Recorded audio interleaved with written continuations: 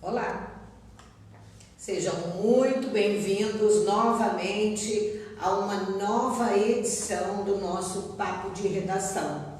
E hoje estamos recebendo aqui Fernando Mori, um dos produtores do documentário Morada do Vôlei. Mais que um esporte, uma paixão. Obrigada, Fernando, por aceitar o nosso convite e vir aqui mostrar o DVD do documentário que foi lançado ontem à noite, na terça-feira, no Teatro Sesc. O documentário mostra aí um pouco do que foi e o que representou para a cidade de Araraquara os Jogos da Primavera, de onde surgiu grandes nomes do vôlei e onde a cidade chegou a ser chamada. E o Fernando vai explicar para a gente o porquê de Atrevida, diante do amor de que as pessoas expressavam ao esporte e também diante da grandeza de que representou Araraquara. Fernando, obrigada e vamos lá explicar para a gente aqui um pouquinho sobre o Morada do Vôlei, mais que o esporte, uma paixão. Antes de mais nada, eu queria agradecer vocês pelo espaço, para a gente divulgar nosso documentário. Na verdade, é um espaço para divulgar o nosso vôlei, Quem sabe trazer de volta toda essa alegria que era o vôlei, uma coisa que não pode deixar morrer. Na verdade, a ideia do documentário é exatamente isso, documentar toda essa história do vôlei, que começou lá atrás, em 1950, e acabou praticamente morrendo aí em 2010, Um ano que a gente tem que esquecer do calendário do vôlei, porque foi um ano aí que acabou o time principal, perdemos a nossa figura que comandava o vôlei, que é o Jogos Primavera, o professor Elias, e foi um ano que o Jogos da Primavera também encerrou, Então, assim, é uma data para a gente praticamente esquecer. Mas a gente não pode deixar morrer toda a história do vôlei. Então, a nossa ideia foi exatamente documentar tudo isso, para que as pessoas que viveram todo esse período, para que eles pudessem recordar, ter exatamente documentada toda essa recordação. E para quem são os mais novos, tenham acesso para conhecer o que foi, para ter uma inspiração maior, que não tem como não se inspirar nessa história. Porque fica aí uma geração aí, perdida, ela não conheceu a história, porque o vôlei se mistura com a história de Araraquara, Sim, eu acho que é difícil explicar, assim, mas antigamente você tinha na escola todo um preparatório com as turmas de treinamento, os professores se empenhavam para criar essas turmas de treinamento. Hoje não tem mais nada disso, hoje acabou, quer dizer, você deixou de estimular uma modalidade esportiva, você deixou de levar isso para os alunos, isso não dá continuidade, isso não gera nenhum tipo de estímulo para os jovens, quer dizer, a quantidade de pessoas que praticam vôlei reduziu absurdamente. Então, antigamente era Jogos Primavera com 3.000 atletas, então assim, não dá nem para imaginar isso, Só vendo o documentário você vê lá o Gigantão lotado, É coisa assim absurda. Giovanni, que fez parte, do vôlei, agora é com ele que entende aí a cortada. Uma boa tarde para você que está ligado aqui no portal RCIA, Revista do Comércio, Indústria e Agronegócio. Antes de mais nada, amor, eu reitero os cumprimentos a você pelo belíssimo trabalho que foi feito e uma forte emoção que foi causada ontem à noite no Sesc, no Teatro do Sesc de Araraquara. Nós tivemos a oportunidade de ver figuras ilustres do voleibol de Araraquara. O caso do Roberto Ramalho, conhecido como Mão de Veludo. Nós tivemos as histórias do Louco, do Francisco Castro, que inspirou muitos jovens na sua época como jogador. E também o Paulo Schwartzman. O Paulo Schwartzman, que foi uma grande revelação do voleibol de Araraquara, acabou passando por equipes como o caso de Pinheiros. Mas, Mori, a iniciativa de se fazer esse documentário, a gente sabe que você buscou auxílio, buscou ajuda, você batalhou junto com o Marinho Negro, nós não podemos deixar de esquecer da figura do Marinho Negro. Sim. Mas a pergunta que eu te faço, foi difícil? O que você se deparou de alegrias e tristezas durante esse trajeto aí? Na verdade é o seguinte, a ideia principal foi, no início, foi criar um documentário sobre os Jogos da Primavera. E quando a gente ela tinha outras histórias. Então, na verdade, a gente começou a gente parou, porque, na verdade, o documentário é uma obra aberta, então você sabe onde você quer chegar, mas ela vai mudando, entendeu? E aí a gente enxergou a necessidade de parar e falar, não, peraí, nós vamos fazer a história do vôlei. Nós temos muitas histórias fora os Jogos da Primavera para falar. Então, assim, foi difícil, a gente ficou aí 2 anos e meio produzindo esse documentário. Tenho aí, foram mais de 30 pessoas entrevistadas, tenho mais de 60 horas com essas pessoas entrevistadas, tenho mais umas 30, 40 horas de material de vídeo sobre os Jogos da Primavera e outros vídeos, inauguração do Gigantão, quer dizer, Jogos Abertos, que foi aqui em 69, então assim, tem muito material. Depois que você capta todo esse material, para você organizar tudo isso, leva muito tempo. Eu tenho muitas edições até chegar na edição final. Então é um trabalho, mas é um trabalho prazeroso. O que acontece é que você não pode ter muita pressa, né? Não adianta ter pressa que você não consegue organizar as ideias. O negócio tem que ser no compasso natural. Às vezes você tem que ficar uma semana sem fazer nada, porque a hora que você volta, você olha o que você já fez. Aí você olha e fala, não, tem alguma coisa que está me incomodando. Aí você vai, altera, aí você vai, quer dizer, no fim você chega lá, você tem 20, 30 edições daquele material. Então é um trabalho lento que você tem que fazer para não perder qualidade, para você ter um raciocínio, para que você vê que a história ela vai e volta, né?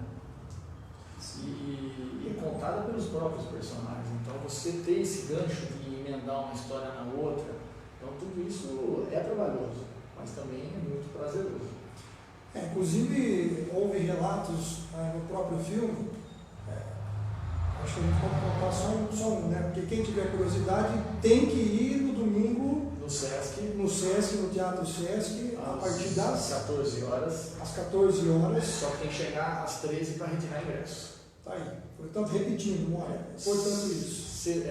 Domingo, dia 25, às 2 horas, no Sesc, no Teatro do Sesc, com a retirada de ingresso gratuito a partir das 13 horas. Lembrando que ontem teve algumas pessoas que acabaram, infelizmente, ficando para fora. Então, tomara que, se Deus quiser, vai encher também. Pois é. É importante que as pessoas conheçam essa história. Eu fico muito feliz de afinal de contas, bastante tempo de trabalho. Eu quero que todo mundo veja o projeto. É importante, né, que os professores da rede estadual de ensino, os professores da rede municipal de ensino, os nossos os educadores físicos, os políticos, possam comparecer para que fique realmente registrado a presença do voleibol na cidade de Araraquara numa nova memória, para que possa ser dado continuidade e principalmente, quem sabe, retornar e ser revivido as emoções dos Jogos da Primavera e, por que não, o voleibol de alto rendimento novamente em Araraquara. Porque para se chegar numa equipe como teve o Grupo Náutico, tem que ter a base. Tem que ter a base. E essa base ela começou em 1950 praticamente, né, Mauro? Você que jogou voleibol também sabe bem disso, as dificuldades que existem para manter uma equipe dentro de um cenário de competições que não é nada barato também, né, Mauro? Exatamente. E eu acho que toda a base começou lá em 1950, mas a base maior começou com os Jogos da Primavera, né? Você tem os Jogos da Primavera e foi o grande barato do vôlei começou nos Jogos da Primavera. Aquele quantidade absurda de jogador, né? Que a gente tinha jogador para dar para todo mundo, para todas as cidades vizinhas, porque não tinha como absorver tudo aqui dentro da cidade, na equipe principal. E acabava abastecendo São Carlos, Matão, sei lá, todas as cidades da nossa região. Então, o Jogos da Primavera foi a base de tudo. o empenho dos professores, né, em montar essa base, em ajudar. Que tudo começa com o Horácio Serafim, com a Eulália Schiavon, né? A Eulália, sensacional, essas duas pessoas maravilhosas, né? Deram exemplo aí absurdo que depois foi seguido pelo professor Urias, e tem os outros professores que ajudaram, né, a carregar toda essa história do voleibol da cidade, a ser uma capital do voleibol. E por que acabou os Jogos da Primavera? Já que dali se criou um celeiro de jogadores, a cidade gosta do vôlei, isso é perceptível, e não existe mais uma infraestrutura para que se volte com os jogos, para que as escolas, os professores de educação física voltem com esse ar aí, com as crianças, para que se crie essa base. O Jogos da Primavera, ele teve alguns fatores assim, que levaram ele ao final. Sim. O principal, eu acredito que foi a falta de continuidade dos professores mesmo. Depois você teve um problema cultural, que conforme você vai diminuindo, você vai tendo um empenho cada vez menor, você vai tendo os alunos também se desinteressando da modalidade. E aí depois, eu acho que para contribuir ainda mais, nós tivemos um problema de legislação, né? Onde que você não tinha mais turmas de treinamento. E o que acontecia? Você tinha aí por trás as pessoas fazendo aula de educação física no próprio período de aula normal. Então, assim, teve alguns fatores que atrapalharam mesmo, mas faltou um pouco, eu acho, dos professores mesmo tomar a iniciativa e dar essa continuidade do projeto do professor Urias. Mora, nós estamos agora aqui também, se você quiser interagir aqui com o portal RCI, é só você mandar a sua pergunta, aproveita a presença do Mora, nós estamos trazendo ele com exclusividade para poder falar do filme Morada do Vôlei. Mas a Priscila Fernandes está aqui mandando um forte abraço para você, dizendo: maravilhoso e emocionante, parabéns, Fernando, risos e lágrimas, fortes emoções. Como ex-aluna do IEBA e admiradora do vôlei, me senti representada. É de arrepiar, né? Trazer emoção, né? Porque a gente acredita que dentro desse seu trabalho, trazer à memória figuras importantes do voleibol, como você conseguiu reunir e mostrar as mulheres representadas do voleibol feminino pela Fernanda Emerick. Eu gostaria que você falasse um pouquinho da Fernanda Emerick, como que foi a receptividade da Fernanda Emerick quando soube que iria fazer esse filme? Cara, eu acho assim, que eu saiba, a Fernanda, acho que ela nunca teve uma homenagem. Acho que o Urias trouxe apenas para acender a pira num dos jogos da primavera. Sim, eu acredito. Ela teve até a despedida dela, parece que foi aqui em Araraquara, na época, com as meninas da seleção, se eu não me engano. Verdade, ela também acendeu a pira, e eu acho que ela não teve depois, de um bom tempo, ela não teve mais nenhum tipo, depois que ela parou, ela não teve, se eu não me engano, ela não teve nenhum tipo de homenagem igual nós fizemos no documentário para ela. Porque eu acho que ela, se você for ver, ela foi a nossa maior celebridade que representou a Araraquara, que não perdeu a identidade. A Fernanda sempre foi uma pessoa que sempre, que deu entrevista, ela sempre falou do seu ego, sempre como seu técnico, valorizou o seu ego como o seu técnico, valorizou a Araraquara, sempre citou a Araraquara, os materiais que eu pesquisei sobre ela, e até mesmo ela fala sobre isso, né? Então eu acho que a Fernanda foi a nossa representante maior que saiu dos Jogos da Primavera. Então isso é uma coisa que não sou eu que estou falando, não, são os próprios professores, né? Quem foram os treinadores dela. Que, na verdade, o seu Hélio foi a pessoa que encaminhou a Fernanda nos treinamentos até chegar no Paulistano, quando ela saiu da Araraquara. Então, assim, ela foi a nossa maior representante. Ela disputou, acho que 2 Olimpíadas, entendeu? Então, campeão de um Eu Pan-Americano. fiquei muito feliz em poder fazer essa homenagem para ela e ela também. Tanto é que ontem, um pouquinho antes do lançamento, do início do filme, ela me mandou uma mensagem. Grata pela homenagem que a gente estava fazendo, ela estava muito feliz com tudo isso, entendeu?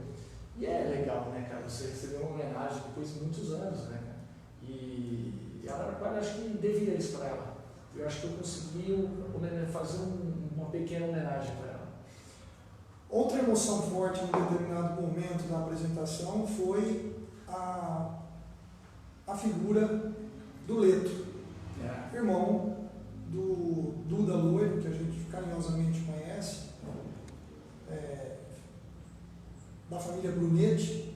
E, Mori, muitos tiveram a iniciação do voleibol com o Leto, que foi o meu caso. Meu primeiro professor de voleibol foi o Leto. E algumas curiosidades foram ditas ontem, né? Então eu gostaria até que você, e o Turquinho lembrou de uma passagem, né? Principalmente no velório do Leto. Conta para os amigos para eles poderem lembrar um pouco o que foi lembrado ali naquele momento. Cara, assim, o Leto foi um treinador especial. Ele não só um treinador, mas também como um jogador especial. Um cara extremamente habilidoso, ele tinha um carisma muito grande, né? Quer dizer, os atletas gostavam muito dele. Eu não cheguei a treinar com ele. Eu tive uma passagem, porque na época, quando eu iniciei na equipe do Grupo Náutico, você não tinha dinheiro nem para, como se fala, registrar as pessoas, fazer a carteirinha da Federação Paulista. Então, na época do Náutico, objetivo, né? Depois veio Paraty. Não, bem lá atrás. Estou falando lá de 82. Era o Náutico. Era o Náutico. Tinha lá o Esperduto, o Elinho, o Sapo, tinha o Chico, o Gaitinha, o Oswaldo, o Guilherme, tinha um monte de gente. E eu vinha de uma geração ali, um ano antes dele, até dois, que era o Barreira, tinha o Borinzinho, tinha o Edinho, e a gente não chegou a ser federado porque não tinha grana para federar, entendeu?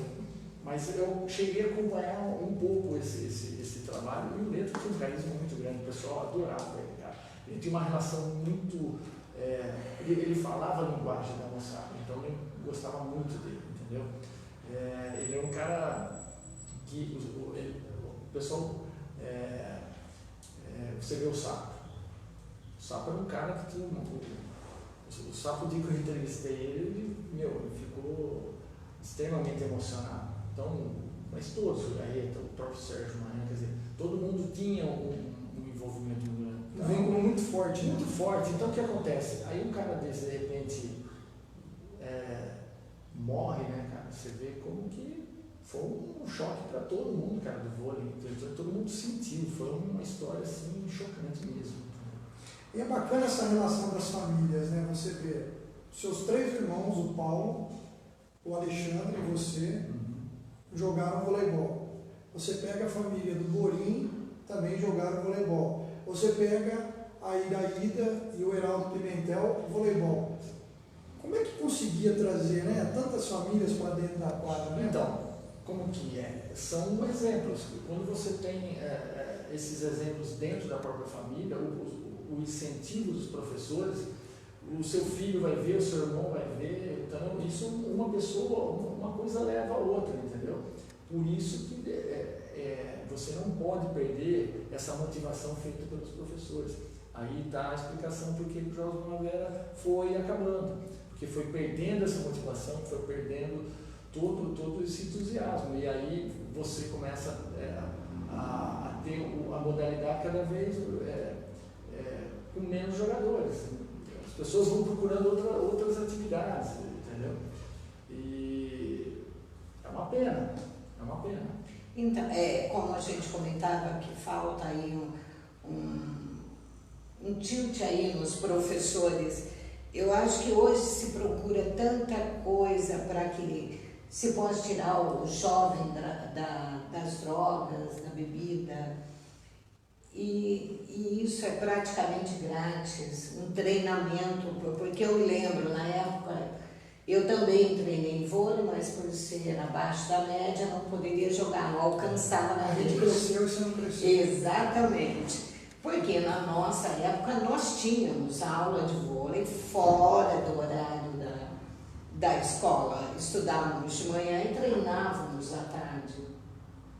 O que falta é isso, porque hoje me parece que foi acoplado, né? O que falta realmente é interesse ali dos professores, ou a educação do estado ou do município é que não propicia isso. Então, você sabe que o problema é começar do zero de novo, né? Para você trazer tudo. Mas temos que começar, né? Exatamente. Então, é um dos motivos, esse é um dos motivos, mas eu acho que para trazer tudo esse movimento de volta, você vai levar um bom tempo. Sim. Porque se você pegar aqui a criança que joga, que inicia com 10 anos, então você vai ter no mínimo, você vai ter que renovar um ciclo aí de 10 anos. 10 anos para voltar ao que a gente Você tinha, tem que começar, né? a trabalhar agora. É. Para ser do jeito que era, eu acredito que leva uns 10 anos. Isso por baixo, assim. E uma das coisas que é fundamental também, amor, é o fato de que a educação física, ela praticamente, por não ser uma matéria obrigatória, vamos dizer, entre aspas, né? E a gente precisa aqui lamentar isso, porque antigamente você tinha o prazer de estudar na escola, muitos queriam estudar no EBA realmente para poder depois fazer parte da equipe de treinamento. Sim. E para ver se você ia ser convocado, como também era no JBO, os professores, como também era no Chicão da Vila, você participava da turma de treinamento para ver se você está selecionado nem da educação física, então você ficava para poder representar a escola nos Jogos da Primavera, porque era uma forte emoção quando você entrava na quadra e estavam lá os outros alunos torcendo por você e para a equipe. Agora, de fato a gente percebe que, de certa forma, alguns pais preferem dar os atestados médicos, forjar situações, para que depois os filhos não pratiquem atividade física, mas são essas crianças que depois, no futuro, estão nas filas dos atendimentos da saúde. Eu acho assim, eu sei que hoje mudou toda a figura, mudou completamente. Você tem um problema de segurança. Não dá para a gente também jogar a culpa totalmente dos professores. O que eu acho que os professores poderiam fazer é criar algumas alternativas. Eu acho que a gente não pode simplesmente se conformar com a história e morrer por aí. Não estou culpando os 100% não. Porque mudou, você tem um problema de segurança. Hoje não dá para o seu filho simplesmente pegar a bicicleta e sair na rua e um garoto de 12 anos, 10 anos de idade ir sozinho para a escola. Então tem um problema de segurança também, tem um problema de legislação, tem várias coisas. Entra um problema cultural. Você tem um problema cultural desse hiato que ficou? Você tem. Então, assim, é um problema que tem que ser discutido e tem que procurar uma alternativa. Assim, estou falando várias coisas aqui, mas é o que, pelo que eu acompanhei todas as conversas, as entrevistas, pelo que eu vi todos os lados, eu acho que existe alguma forma. Dá para fazer. Só que precisa sentar, discutir e ver qual é a melhor solução. Qual que é o próximo passo agora, Mori, depois do filme? Cara, eu acho que eu quero divulgar esse filme ainda para as escolas, eu quero mandar os vídeos para cada escola, quero que eles tenham acesso a esse material, que é um material que fala, é histórico, né? A gente conseguiu fazer todo esse trabalho, eu quero que todo mundo ver. Eu quero divulgar o filme, quero ver aonde a gente consegue chegar com essa discussão sobre os Jogos da Primavera. Eu acho que isso é importante, a gente tem que debater mais, porque não é uma questão simples para poder trazer de volta. Mas eu acho legal, eu estou disposto, estou aberto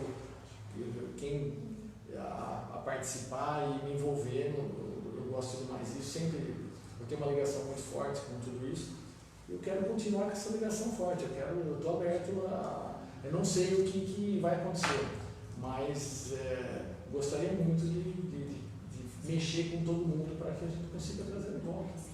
Eu acho que esse é o caminho, eu acho que esse é o meu objetivo, entendeu? Além de registrar, de homenagear e tal. A gente precisa, na verdade, Mori, ver se a gente consegue, quanto mais pessoas possíveis, que já tiveram envolvimento, estar novamente se envolvendo. A gente percebe uma distância até de alguma certa forma, e eu acredito que o professor Horácio Serafim, ao ver esses profissionais que um dia iniciaram com ele na educação física, e deve ter motivado vários profissionais, mas alguns especialmente, foi o caso do teu irmão, foi o caso do próprio José Paulo Peron, que é o caso do Mário, né? O Mário, a gente não pode esquecer do Mário, porque o Mário era o único atleta de Araraquara naquele momento, na conquista do Sul-Americano, representando todos aqueles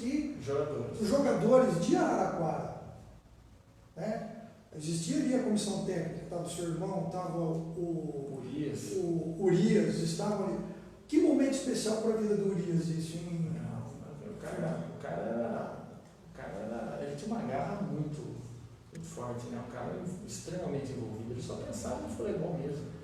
Ele não tinha outra cabeça. Um cara é o exemplo, né? Não tem outra. O engajamento. Total. A cabeça do vôlei.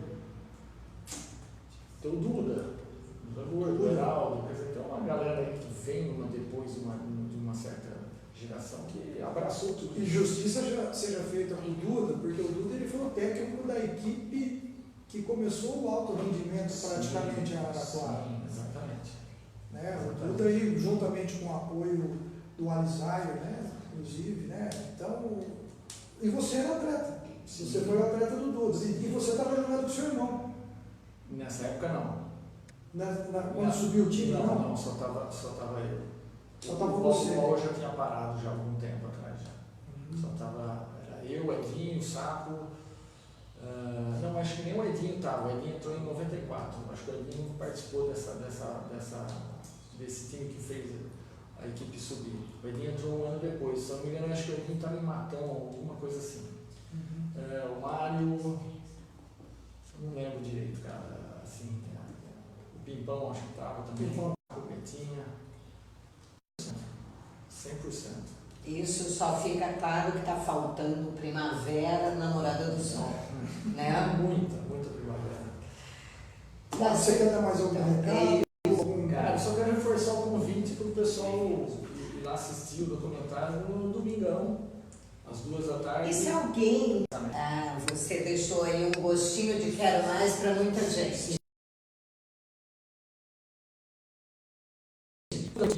Vai subir um link para a internet futuramente. Sim.